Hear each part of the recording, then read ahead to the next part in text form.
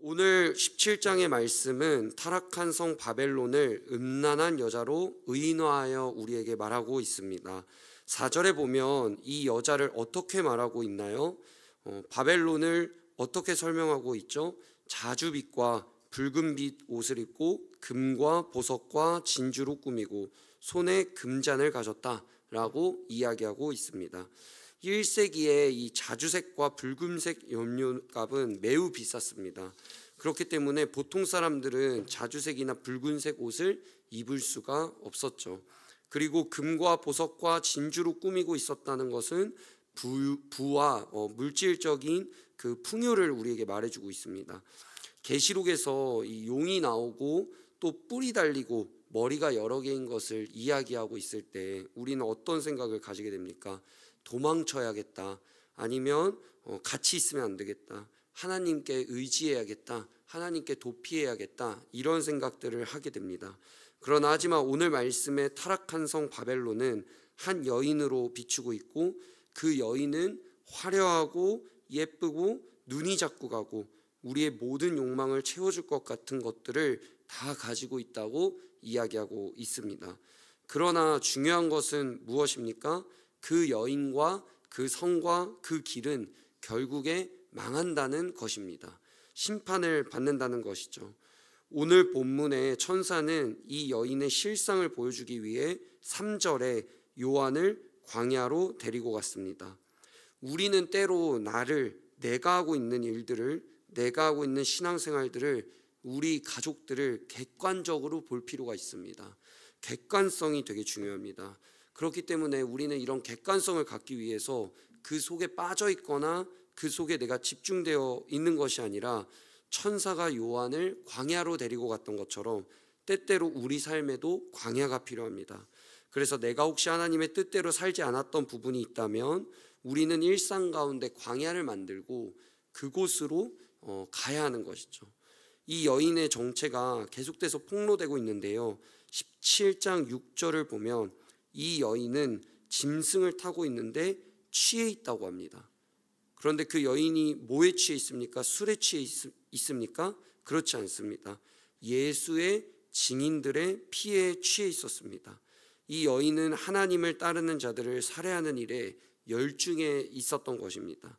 실제로 역사 가운데 얼마나 많은 사람들이 믿음 때문에 죽임을 당했는지 우리는 잘 알고 있습니다. 그래서 요한은 이것을 보고 놀라게 됩니다. 천사는 요한에게 묻습니다. 왜 놀라게 여기냐? 이 세상이 악하다는 것을, 그리고 이런 고난이 있게 될 것이라는 것을 몰랐느냐?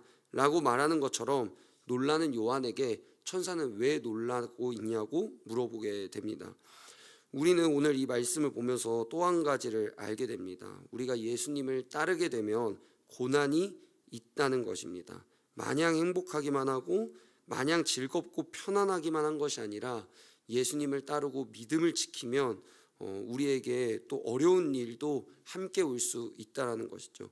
지금까지도 많은 고난과 어려움을 헤쳐온 우리이지만 앞으로 더 놀랄 일이 있을 수 있다는 겁니다. 지금 우리가 이 말씀을 묵상하고 또 현장으로 영상으로 여기까지 묵상하는 분들이라면 저는 많은 고난과 역경을 이미 헤쳐왔다고 생각하고 있습니다. 그러나 더 큰 일이, 아니 이 정도까지라고, 아니 이런 일이 있다고 라고 할 정도로 놀랄 일이 우리에게 있을 수 있다는 거죠.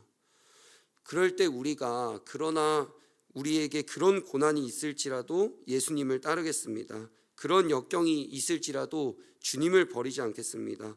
두려워할지라도 믿음의 길에 있겠습니다 라고 고백할 수 있는 이유는 무엇인가요?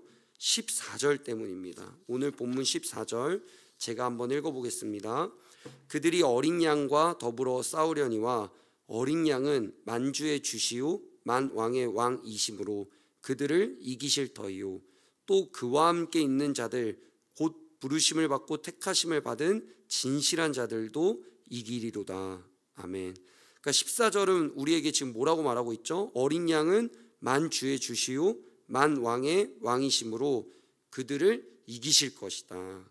그리고 어린 양만 이길 뿐만 아니라 택하심을 받은 진실한 자들도 이긴다라고 말하고 있기 때문입니다. 그러니까 결국은 이길 것이라는 겁니다. 결과가 보장되어 있기 때문이죠. 우리가 내일은 주일이기 때문에 이제 내일 본문인 계시록 18장 1절에서 8절까지는 보지 않는데요. 거기에는 이런 말씀이 있습니다. 18장 8절 끝에 주 하나님은 강하신 자이심이라. 주 하나님은 강하신 자이심이라 라고 말하고 있습니다. 오늘 우리에게 하나님이 강하신 자이심을 믿는 믿음이 있기를 소망합니다. 때로 삶의 무게가 우리의 문제가 너무 커서 하나님은 저 멀리서 구경하시는 것 같고 우리 삶을 아예 관여하시지 않는 것 같고 때로는 계시지 않는 것 같을 때도 있지만 또 하나님은 약하셔서 내 문제를 짠하고 해결해 주실 수 없는 분인 것 같을 때도 있지만 오늘 계시록은 우리에게 말하고 있습니다.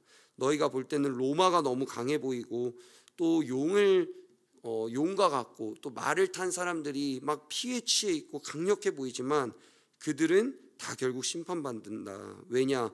주 하나님은 강하신 자이시기 때문입니다. 출애굽기 13장 9절은 이렇게 말하는데요. 이것으로 내 손의 기호와 내 미간의 표를 삼고 여호와의 율법이 내 입에 있게 하라. 이는 여호와께서 강하신 손으로 너를 애굽에서 인도하여 내셨음이니. 여호수아 4장 24절도 이렇게 말합니다. 이는 땅의 모든 백성에게 여호와의 손이 강하신 것을 알게 하며 너희가 너희 하나님 여호와를 항상 경외하게 하려 하심이라 하라. 출애굽기 13장과 여호수아 4장은 오늘 요한계시록에 나온 것처럼 하나님의 이 강하심을 후손에게 알리라고 말씀하고 있고 우리에게 하나님의 강하심을 알게 하려 하셨다라고 말하고 있습니다. 이 본문들이 어떤 일들이 있은 다음의 말씀입니까? 출애굽기 13장은 하나님께서 애굽에게 열재앙을 내리시고 이스라엘을 애굽에서 데리고 나오셨을 때이고 여호수아 4장은 요단강이 위에서부터 멈추고 이스라엘 백성을 건너게 하신 다음입니다. 우리는 때로 하나님을 약하신 분이라고 생각할 때가 있습니다. 우리는 말로는 아닙니다. 하나님 강하신 분이죠 라고 고백하지만 우리의 삶의 태도는 그런 강하신 하나님이 함께 하시고 지켜주시겠다고 하는데도 두려워하고 무서워하고 걱정하는 어떤 이중적인 모습을 보일 때가 많습니다. 미래, 자녀, 건강, 가족, 교회 모든 것을 걱정합니다. 저도 그렇습니다. 그러나 오늘 말씀을 보면서 우리는 어떤 모습을 위해 기도해야 될까요? 하나님 큰 음녀를 이기게 해주세요. 하나님 앞으로 더 큰 고난이 올지라도 견디게 해주세요. 이렇게 기도하는 것이 아니라 오늘은 우리가 하나님을 강하신 분임을 믿고 알게 해주세요 라고 기도하길 바랍니다. 내일은 우리에게 또 한 번의 주일이 다가옵니다. 하나님이 강하신 분임을 알게 되는 예배가 되기를 소원합니다. 우리 함께 기도하도록 하겠습니다. 사랑의 주님, 오늘도 우리가 이 계시록의 말씀을 보면서 우리 안에 수많은 두려움과 우리 안에 미래에 대한 그런 알 수 없는 것들이 몰려오는 말씀이 아니라 우리에게 위로와 힘을 주시는 하나님임을 우리가 기억하길 원합니다. 나에게 더욱 큰 믿음을 달라고 또 나에게 하나님 고난이 오지 않게 달라고 기도할 수도 있겠지만 오늘은 우리가 다 함께 말씀을 묵상하면서 하나님이 강하신 분임을 하나님이 크신 분임을 더 우리가 그곳에 시선을 맞추고 그것을 믿고 알게 하여 주시옵소서. 또 내일 우리에게 또 한 번의 주일이 옵니다. 하나님 주님만을 높이고 예배하는 그런 우리가 될 수 있도록 또 지금 수련회 중인 청소년 부서 모든 아이들과 도와주시는 모든 어른들과 선생님들과 청년들이 하나가 되어 또 하나님을 찬양할 수 있도록 인도하여 주시옵소서. 감사하며 예수님 이름으로 기도하옵나이다. 아멘.